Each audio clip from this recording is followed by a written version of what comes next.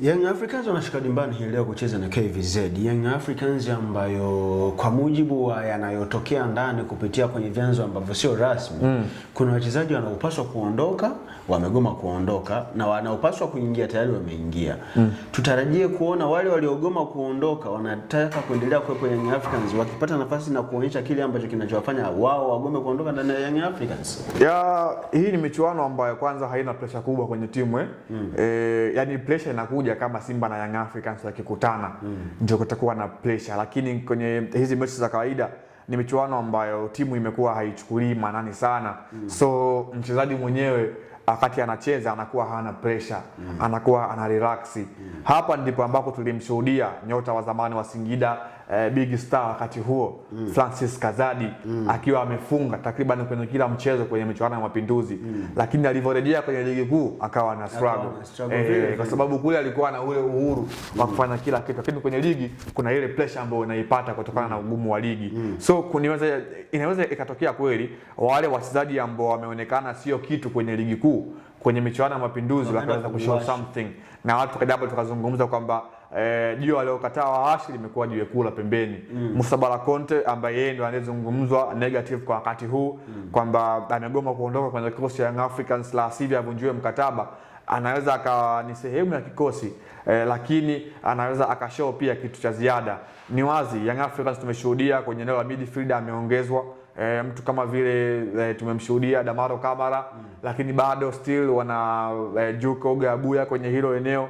Ni wazi Young Africans katika eneo lao la kiungo hamna mtu ambaye amepungua kwenda kwenye national team call up, wote wapo, and then ameongezeka Damaro Kamara. Kwa hiyo unaona kama timu ile inasafiri nao kwenda Zanzibar wanaweza wakawa na hiyo advantage kubwa kwenye namba ya viungo katika hii michuano. Lakini pia tunakwenda kushuhudia baadhi ya washambuliaji ambao wamesajiliwa msimu huu.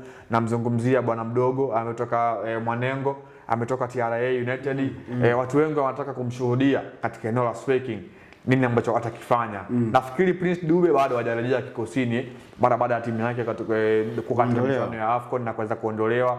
Though pia kwa mshambuliaji mwingine ambaye ni Ande Boyeli, taarifa ambazo zilizopo kwamba Young Africans wameshamwacha, huenda ikawa ni nafasi yake leo kwa Emmanuel Mwanengo kuweza kuchukua hiyo nafasi.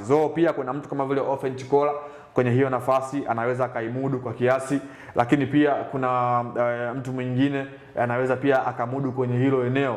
Lakini overall tunakwenda kuishuhudia Young Africans ambayo imekamilika katika kuelekea hii michuano ya Mapinduzi. Paco Mpedo Zuzwa sehemu ya kikosi, Maxim Pianzegeli sehemu ya kikosi. So hiyo tunakwenda kuishuhudia Yanga ikiwa perfect katika hii michuano. Ni mipango tu ya mwalimu Pedro Goncalves pamoja na msaidizi wake Felipe Pedro na Patrick wanaanza kutengeneza kitu kuelekea michuano ambayo Young Africans iko mbele yao. Tunakumbuka tarehe 23 Young Africans ataelekea Cairo kukipiga dhidi ya National Al Ahly. Kwa hiyo kuna chemistry ambayo mwalimu inabidi aiweke kati ya hawa ambao wameingia dirisha dogo na wale ambao walikuwepo, ambao kwa muda wote ambao walikuwa nao kwenye msimu, waweze kuunganika na kuweza kupata ile chemistry pamoja ili kuelekea msimu wa ligi kuu utakaporejea, lakini pia michuano ya kimataifa Young Africans iweze kuwa bora vile vile kama ilivyokuwa kabla ya michuano hiyo kuweza kusimama. Kwa hiyo hii ni michuano tu ambayo timu inachukulia kwa majicho matatu, kwa maana ni michuano ambayo inaweka sawa fitness ya wachezaji, lakini pia inakuwa ni sehemu ya walimu kuweza kujaribu ile mipango yao kuelekea msimu unaofuatia. Ndio maana unaona timu kama TRA ambayo imeingia kwenye hii michuano waliomba na waweza kupata hiyo shauku kwa kutambua thamani ya hii michuano. Kwa hiyo tutegemee kwamba mchezo kati ya Yanga na KVZ lolote linaweza likatokea, au Young bado anabakia favorite na it's definitely anaenda kushinda huko. Of course definitely Young Africans anapewa kipaumbele kwenye mchezo wa leo. Young Africans mabingwa wa muungano msimu uliopita. Hawa wanaingia kwa sababu wao ukubwa wa Young Africans unafahamika visiwani Zanzibar, lakini pia historia ambayo wameshaiweka kwenye hii michuano ya Mapinduzi Young Africans inahesabika.